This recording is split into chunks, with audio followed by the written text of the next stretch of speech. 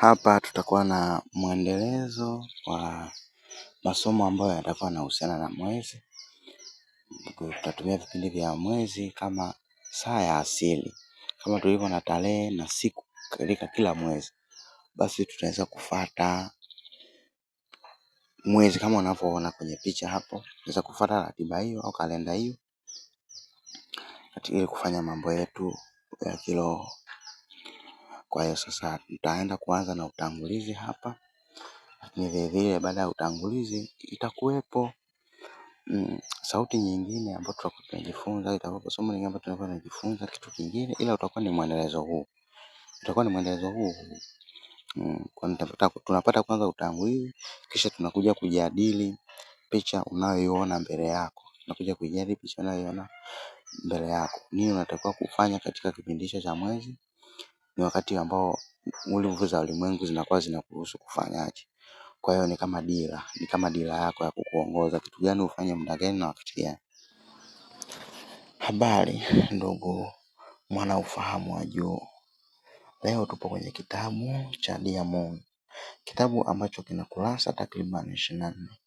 Kitabu nimekiandika makusudi kwa ajili ya kujifunza muda wa asili. Achana na ule muda kwenye saa tunazovaa mkononi na saa ya kwenye simu yako au saa ya ukutani. Tunaangalia saa ya asili, kwamba kabla hazijaja teknolojia za saa, mambo yalikuwa yanaendaje au ilikuwaje mpaka wakaleta teknolojia ya saa hizi za ukutani na saa za kuvaa mkononi. Twende moja kwa moja kwenye kitabu chetu cha Diamond. Rafiki yangu unayesikiliza makala haya, na kuomba utulie kwanza. Vua viatu vya fikra zako za kila siku na uingie kwenye ukumbi huu wa siri ukiwa na moyo mweupe. Huu sio mchezo wa maneno, wala sio zile falsafa za kufikirika zinazofundishwa kwenye majengo makubwa. Majengo makubwa ya wale wanaotaka kukuendesha kama gari bovu. Huu ni ujenzi wa ndani. Ni ujenzi wa ndani kabisa wa hekalu lako. Leo hatuzungumzi na ile akili ya mtaani, ile inayohangaika na shida ndogo ndogo, kelele za watu au hofu ya kuwa kesho nitakula nini. Leo tunazungumza na ile akili ya hazina, ambao kwa mara zingine kwa Kiingereza tunaita subconscious mind. Akili hii iliyolala ndani ya nafsi yako, ile inayojua namna ya kutawala ulimwengu huu bila hata kutumia nguvu za misuli. Tutaangalia swala la kwanza. Hapa kwenye swala la kwanza tunaangalia na tusema ulimwengu huu unaouona kwa macho yako ya nyama. Rafiki yangu, nataka nikwambie, sio ulimwengu wa kweli. Ni kama picha tu iliyochorwa kwa ustadi mbele ya macho yako, ili uamini kuwa maisha ni haya unayoyagusa peke yake. Hebu fikiria mtu anayeangalia kitambaa kizuri chenye rangi nyingi. Anaweza kusifia uzuri wa kitambaa hicho, lakini akasahau kabisa kuwa nyuma ya ule uzuri kuna maelfu ya nyuzi zilizounganishwa kwa ustadi mkuu. Wanadamu wengi wanaishi namna hiyo. Wanaona matokeo lakini hawajui chanzo. Wanaona tunda lakini hawajui siri ya mbegu iliyopo ardhini. Watu wengi wameaminishwa kuwa maisha ni kufuata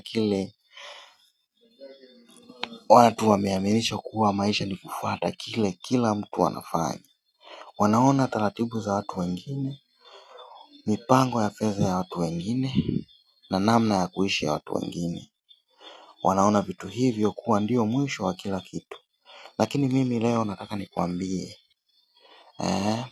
leo nakwambia mambo yote hayo ni mapambo ya nje tu, yaliyowekwa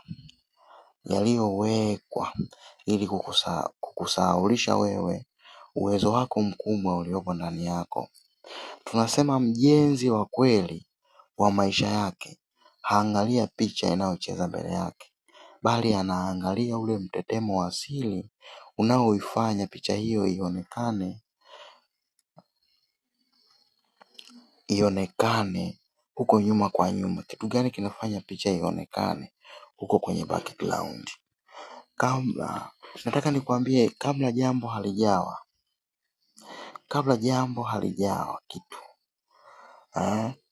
halijawa kitu cha kushikika, linakuwa ni mtetemo kwanza, na mjenzi mzuri anajua namna ya kupanga mtetemo huo ili upate umbo analolitaka yeye.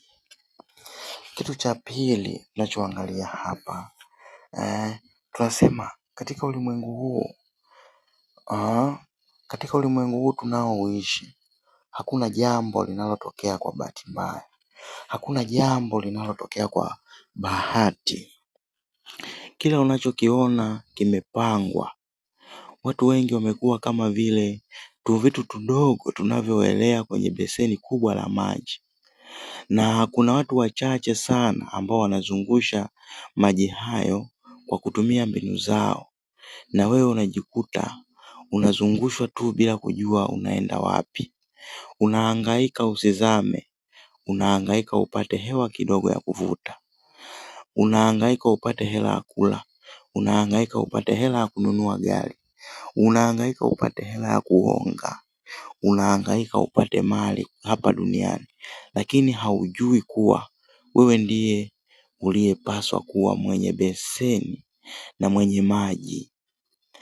Hili ndilo ambalo tunasema ni gereza la mtetemo, ambalo watu wengi wamefungwa bila kujua. Kwenye beseni hilo watu wamebaki wakitafuta hela, wanahangaikia hela. Mtu yuko lazi kuvunja hata maadili ya pahala fulani ili aweze kupata fedha, kitu ambacho sio maadili na sio uwiano wa asili. Tunasema gereza hili halihitaji nondo za chuma wala walinzi wenye bunduki. Gereza hili linajengwa kwa kutumia kuta za hofu, wasiwasi na kelele zisizoisha. Watu wanaotaka kukuendesha wanajua siri moja kubwa. Mwanadamu wanajua kwamba na wanatambua kwamba mwanadamu akikaa kwenye utulivu wa kweli atajigundua, na akijigundua hatatawalika tena. Hivyo kazi yao ni kukupa habari nyingi za kushtua, mambo ya ajabu ya kila siku, na kukulazimisha uingie kwenye migogoro isiyo na tija. Lengo lao ni moja tu, kuhakikisha akili yako haitui hata kwa dakika moja.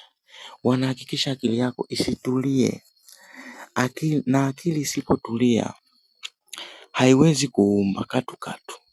Akili isipotulia haiwezi kuumba chochote.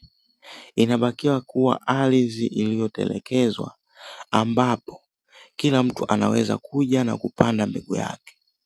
Unajikuta sasa unatumia maisha yako yote kutimiza ndoto za watu wengine, huku ndoto zako zikioza ndani yako. Gereza hili linakufanya uamini kuwa unahitaji kibali cha mtu au watu wengine ili ufanikiwe, wakati ukweli ni kwamba kibali chote kimeshaandikwa ndani ya hekalu lako tangu ile siku unazaliwa. Lakini kitu kingine, hebu tuangalie. Rafiki yangu, nataka ufungue macho yako ndani kabisa. Ufungue macho yako ya ndani kabisa. Utambue kwamba wewe si kiumbe wa kawaida unayehangaika kutafuta riziki. Wewe ni hekalu linalotembea. Tambua wewe ni hekalu ambalo linatembea.